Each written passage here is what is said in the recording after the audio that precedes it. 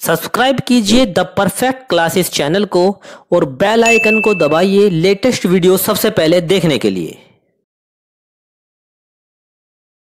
Hello students, आप सभी का आपके चैनल द परफेक्ट क्लासेस में स्वागत है। Directorate of education GNCT of Delhi की वर्कशीट नंबर 34 डिस्कस कर रहे हैं बच्चों। क्लास 8 की वर्कशीट है, सब्जेक्ट सोशल साइंस है। 8 दिसंबर 2021 की वर्कशीट है। चैप्टर नंबर 9 डिस्कस करेंगे, the making of the national movement. राष्ट्रीय आंदोलन जो बना था उसका संगठन कैसे हुआ था 1870 टू 1947 तक। तो the advent of Mahatma Gandhi, इसे स्टार्ट करते हैं। महात्मा गांधी का आगमन। After successfully leading the non violent protest against racist restrictions in South Africa, Gandhi ji return to India in 1915। दक्षिण अफ्रीका में नस्ल भेदी पाबंदियों के खिलाफ अहिंसक आंदोलन का सफलतापूर्वक नेतृत्व कर गांधी जी 1915 में भारत वापस आए। He spent his first year in India traveling throughout the country, understanding the people, their need and overall situation. उन्होंने पहले साल पूरे भारत का दौरा किया और इस दौरान वे यहाँ के लोगों, उनकी ज़रूरतों और हालातों को समझने में लगे रहे। His earlier interventions in local movements were in Champaran for indigo planters in 1917, Kheda for peasants in 1918 and Ahmedabad for mill workers in 1918। उनके शुरुआती प्रयास स्थानीय आंदोलनों चंपारण नील की खेती करने वाले किसानों के लिए 1917 में, खेड़ा किसानों के लिए 1918 में और अहमदाबाद मिल मजदूरों के लिए 1918 के रूप में सामने आए।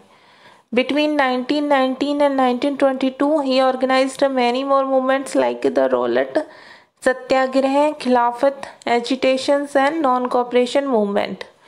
1919 से 1922 के बीच उन्होंने और भी कई आंदोलनों जैसे रोलेट सत्याग्रह, खिलाफत आंदोलन और असहयोग आंदोलन का नेतृत्व किया। अब आगे देखते हैं बच्चों, आगे देखते हैं द रोलेट सत्याग्रह। रोलेट सत्याग्रह को देखते हैं। 1919 British government passed Rowlatt Act, which was aimed at curbing the fundamental rights such as the freedom of expression and strength police powers।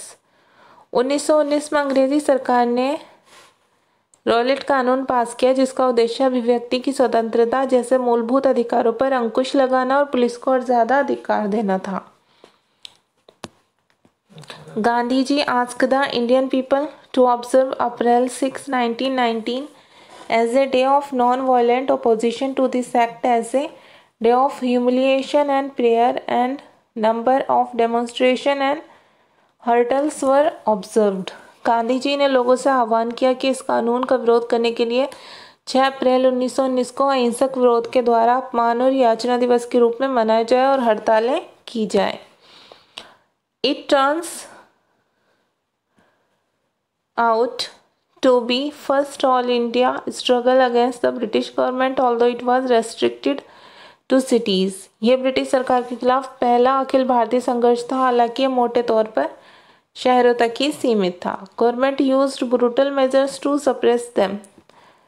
और सरकार ने इन आंदोलनों को कुचलने के लिए दमनकारी रास्ता अपनाया। On April 13, 1999 on the occasion of Baisakhi, British General Dyer opened a fire without any warning to a peaceful gathering at Jallianwala Bagh। Numerous persons, including old and even young children, died in this massacre। 13 अप्रैल 1919 को बैसाखी के दिन जलियांवाला बाग में एक शांतिपूर्ण सभा के ऊपर बिना किसी चेतावनी के अंग्रेजी जनरल डायर ने गोलियां चलवा दी। कई सारे लोग मारे गए जिसमें बुजुर्ग और बच्चे भी शामिल थे। On learning about the massacre, Rabindranath Tagore expressed his pain and anger of the country by renouncing his knighthood. इस जनसंहार पर अपनी पीड़ा और गुस्सा जताते हुए रविन्द्रनाथ टैगोर ने अपनी नाइटहुड की पदवी लौटा दी। द खिलाफत agitation and the call for non cooperation movement. खिलाफत आंदोलन और असहयोग आंदोलन का आह्वान। After the defeat of Turkey in the First World War, the British imposed a harsh treaty on the Turkish Sultan who was considered as the खिलाफत of the Muslims all over the world. प्रथम विश्व युद्ध में तुर्की की हार के बाद अंग्रेजों ने तुर्की के सुल्तान, जो पूरे विश्व के मुसलमानों का खलीफा माना जाता था, के ऊपर बहुत सख्त संधि थोप दी. This angered the Indian Muslim also who were already infuriated at the Britishers due to Jallianwala Bagh massacre. Jallianwala Bagh हत्याकांड के बाद अंग्रेजों से गुस्सा हुए भारतीय मुस्लिम इस संधि से आग बबूला हो गए. The leaders of Khilafat movement, Muhammad Ali and Shaukat Ali, started agitations against the Britishers to restore the powers of Turkish ruler, i.e. खलीफा. खिलाफत आंदोलन में नेताओं मोहम्मद अली और शौकत अली ने अंग्रेज़ों के खिलाफ आंदोलन शुरू किया, जिसका उद्देश्य तुर्की के सुल्तान यानी खलीफा की शक्तियों को फिर से बहाल करना था. Gandhi ji supported their call and urged the Congress to campaign against Punjab wrongs, Jallianwala massacre, the Khilafat wrong and demand for swaraj. Gandhi ji ने उनके आह्वान का समर्थन किया और कांग्रेस से आग्रह किया कि वह पंजाब में हुए अत्याचारों जैसे जलियांवाला बाग हत्याकांड और खिलाफत के मामले में अत्याचार के खिलाफ आवाज़ उठाए और स्वराज की मांग करें. अब क्वेश्चन देखते हैं बच्चों. क्वेश्चन नंबर 1 है, mention some of the earlier interventions of Gandhi ji in local movement after coming back to India in 1915. 1915 में भारत आने के बाद गांधी जी द्वारा किए गए कुछ स्थानीय आंदोलनों को लिखिए. तो देखिए इसका आंसर आपको यहाँ से लिखना है. His earlier intervention in local movements were in Champaran in 1917, Kheda in 1918 and Ahmedabad for mill worker in 1918. Between 1919 and 1922, he organized many more movements like the Rowlatt Satyagraha, Khilafat agitation and non-cooperation movement.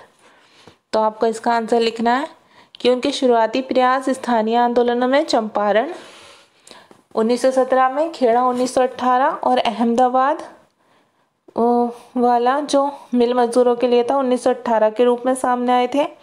1919 से 1922 के बीच में उन्होंने और भी कई आंदोलनों जैसे Rowlatt सत्याग्रह, खिलाफत आंदोलन और असहयोग आंदोलन का नेतृत्व किया. अब क्वेश्चन नंबर 2 है बच्चों, why was Rowlatt act opposed by the Indian leader. जो रॉलेट एक्ट था उसका भारतीय नेताओं ने विरोध क्यों किया. तो इसका आंसर आप लिखेंगे, the Rowlatt law was opposed by the Indian leaders because through this act the purpose of British government was to curb fundamental rights like freedom of expression and give more powers to the police. Rowlatt कानून का भारतीय नेताओं ने विरोध इसलिए किया था क्योंकि इस एक्ट के द्वारा अंग्रेजी सरकार का उद्देश्य अभिव्यक्ति की स्वतंत्रता जैसे मूलभूत अधिकारों पर अंकुश लगाना और पुलिस को ज़्यादा अधिकार देना था. क्वेश्चन नंबर 3 है, व्हाट वाज खिलाफत movement, right the names of the leaders of it. खिलाफत आंदोलन क्या था, इसके नेताओं के नाम भी लिखिए. तो बच्चों इसका आंसर आपको यहाँ से लिखना है, the leaders of the Khilafat movement Mohammad Ali and Shaukat Ali started agitations against the Britisher to restore the powers of Turkish rulers khalifa. इसका आंसर आपको लिखना है कि खिलाफत आंदोलन के नेताओं मोहम्मद अली और शौकत अली ने अंग्रेज़ों के खिलाफ आंदोलन शुरू किया, जिसका उद्देश्य तुर्की के सुल्तान यानी खलीफा की शक्तियों को फिर से बहाल करना था. क्वेश्चन नंबर 4 है, why was the call for non cooperation movement given by Gandhi ji. Gandhi ji ने असहयोग आंदोलन का आह्वान क्यों किया. तो आप इसका आंसर लिखेंगे, Gandhi ji called for the non cooperation movement so that Gandhi ji was confident that if the Indian people stop cooperating with the British, then there will be no other way for the British to leave India and Swaraj will be established. Gandhi ji ने असहयोग आंदोलन का आह्वान इसलिए किया था क्योंकि गांधी जी को पूरा विश्वास था कि यदि भारतीय लोग अंग्रेज़ों से सहयोग करना बंद कर देंगे तो अंग्रेज़ों के पास भारत को छोड़कर जाने के सिवा कोई और रास्ता नहीं बचेगा और स्वराज्य स्थापित हो जाएगा. ठीक है बच्चों, क्वेश्चन नंबर 5 है last. In your opinion why would Gandhi ji have supported the call for Khilafat movement. आपके विचार से गांधी जी ने खिलाफत आंदोलन का समर्थन क्यों किया होगा. तो इसका आंसर आप लिखेंगे Gandhi ji must have supported the Khilafat movement because he wanted to raise his voice again the atrocities in Punjab and the atrocities in the Khilafat case and demanded Swaraj.